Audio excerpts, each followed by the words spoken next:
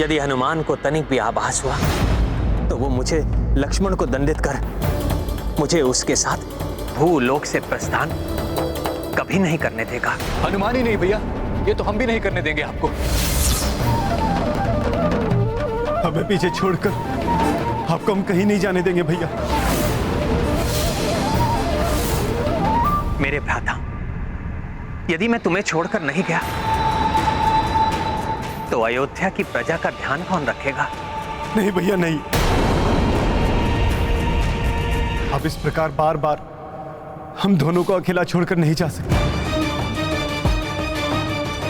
आपके वनवास के समय आपने जो हमारे साथ किया हम वो पुनः होने नहीं दे सकते। हाँ भैया, उस समय तो मैं आपका आदेश मानकर लौट आया था, किंतु यदि इस बार ऐसा हुआ तो मैं आपके आदेश का उल्लंघन करूंगा। जब आप वनवास में थे तब भ्राता भरत नंदीग्राम में स्थित हो गए। शोकाकुल माताओं को अश्रु बहाते हुए, भाभी माओं को वियोग के दुख में घुलते हुए इस सुनसान राजमहल में मैंने अकेले देखा है। अब एक बार फिर से मैं वो कष्ट सहन नहीं कर सकता।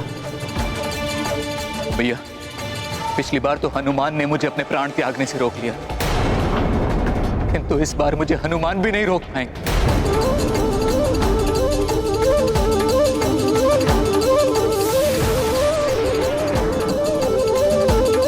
भैया, इस बार हनुमान जी भरत भैया को तो क्या, मुझे भी नहीं रोक पाएंगे।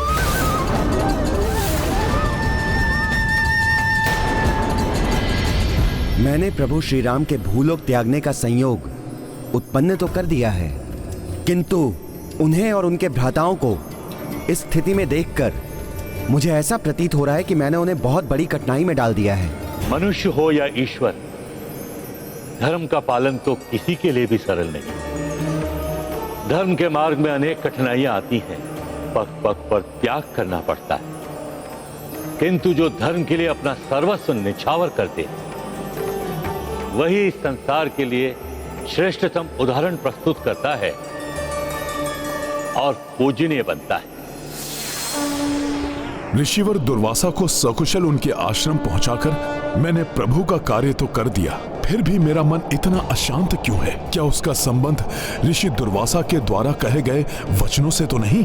अनायास ऐसा आभास हो रहा है जैसे प्रभु मुझसे दूर जा रहे हैं। कदाचित प्रभु के दर्शन पाकर ही मेरा चित्त शांत होगा। हमें जो भी निर्णय लेना है हनुमान के यहाँ पहुंचने के पूर्व ही लेना, क्योंकि अब वो आते ही होंगे। भ्राता भरत, एक राजा विहीन राज्य तो पिता विहीन परिवार के समान होता है। मेरे और लक्ष्मण के प्रस्थान के पश्चात अयोध्या को तुम्हारी आवश्यकता होगी। मैं तुम्हें राजा नियुक्त कर शत्रुघ्न को राजकाज में तुम्हारी सहायता के लिए छोड़कर जाने का इच्छुक हूं।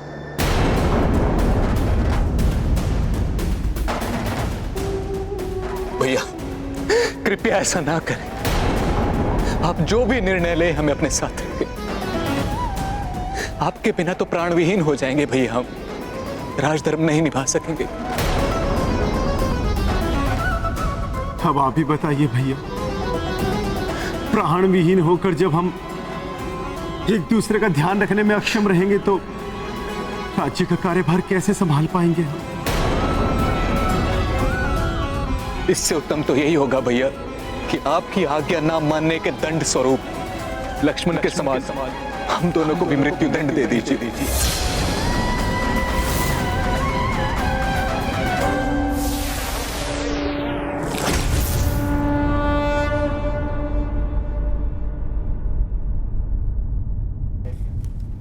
भैया, आपकी असीम वेदना का भान है मुझे, किंतु मुझे यह भी ज्ञात है कि आपके बिना भ्राता भरत और शत्रुघ्न भी नहीं रह सकेंगे। मैं तो स्वयं आपके बिना नहीं रह सकता भैया, और सत्य तो यह है कि हम में से कोई भी नहीं जो अपने आप को इस राज सिंहासन के योग्य समझे, इस पर आपके सिवा यदि कोई स्थित हो सकता है तो वो आप ही के स्वरूप है भैया। अब इस राज सिंहासन पर लवकुश का अधिकार। मेरी भी यही मान्यता है भैया।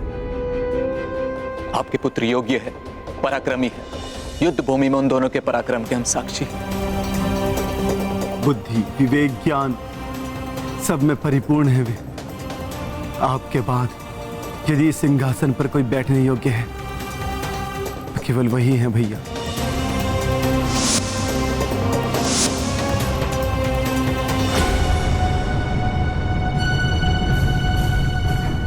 नारायण नारायण। प्रभु और उनके भ्राता तो विचार विमर्श में खोए हैं। समय बीतता जा रहा है, कहीं इस बीच हनुमान लौटकर उनकी वार्तालाप ना सुन ले, उन्हें ज्ञात ना हो जाए कि निकट भविष्य में क्या होने वाला है। अन्यथा वही होगा जिसका भय हमें नहीं, स्वयं प्रभु श्री राम को भी था। देवर्षि नारद, हनुमान को जितना मैं समझता हूँ उसके अनुसार तो प्रभु के भूलोक त्यागने का विचार सुनकर वो प्रभु प्रेम में बह जाएंगे और ऋषि दुर्वासा की बात तो क्या, वो सब कुछ भुला बैठेंगे। क्योंकि जब वो गंधर्वों से युद्ध कर रहे थे और यमराज ने ब्रह्मदेव का संदेश प्रभु श्री राम तक पहुंचाया था, तब उनके आभास मात्र से ही हनुमान की क्या स्थिति हुई थी, वो हम सब में से किसी से छिपी नहीं है। अब जब हम सब ने निश्चय कर ही लिया है तो हमें लवकुश के राज्य अभिषेक की तैयारी करनी चाहिए। लवकुश को ही अयोध्या का आधा आधा राज्य सौंपकर हम चारों भ्राता एक साथ सरयू के पावन जल में जल समाधि लेंगे।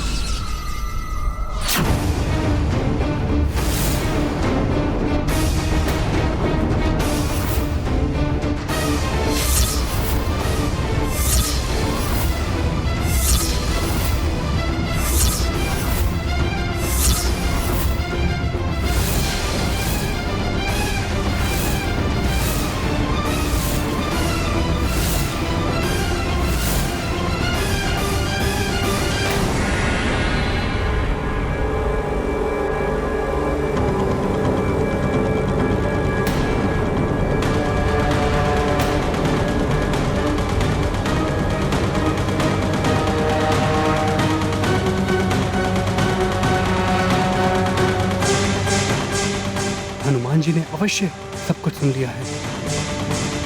अब क्या होगा, क्या करेंगे हनुमान? अपने इस भोले भक्त हनुमान को मैं कैसे समझा सकूंगा?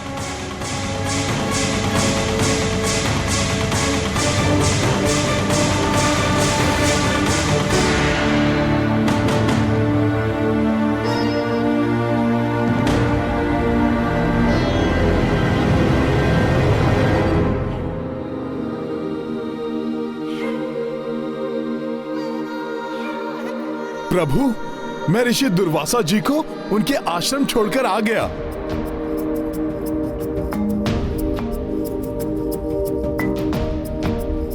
किंतु प्रभु, जब मैं लौटा तो आप सब लोग इतने चिंतित क्यों थे?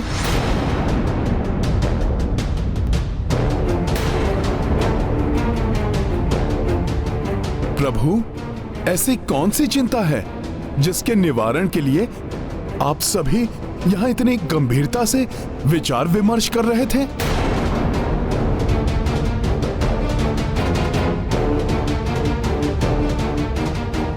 हनुमान जी, हम तो बस लवकुश के भविष्य के बारे में बातें कर रहे थे। जिनके भविष्य के विषय में हम निर्णय ले रहे हैं, बहुत समय से उनके दर्शन नहीं हुए। हनुमान जी, क्या आप उन्हें यहां ढूंढ के ला सकते हैं? हाँ लक्ष्मण भैया, उन दोनों के साथ तो मुझे भी बहुत आनंद आता है।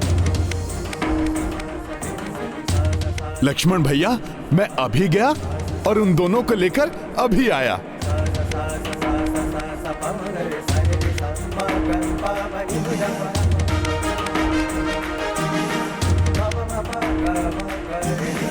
हमारा संपूर्ण परिवार हनुमान का ऋणी है। उससे ये बात अधिक समय तक छिपाना उचित नहीं है कि हम चारों भ्राता इस संसार का परित्याग करने वाले हैं। अभी तो उसे इस बात का ज्ञात नहीं है, किंतु कभी ना कभी तो अवश्य होगा। तब एक साथ दुखों का पहाड़ नहीं टूट पड़ेगा उन पर। अब जब हम निर्णय ले ही चुके हैं, तो आप तीनों लव कुश को समझाकर उन्हें उनके राज्य अभिषेक के लिए तैयार कीजिए।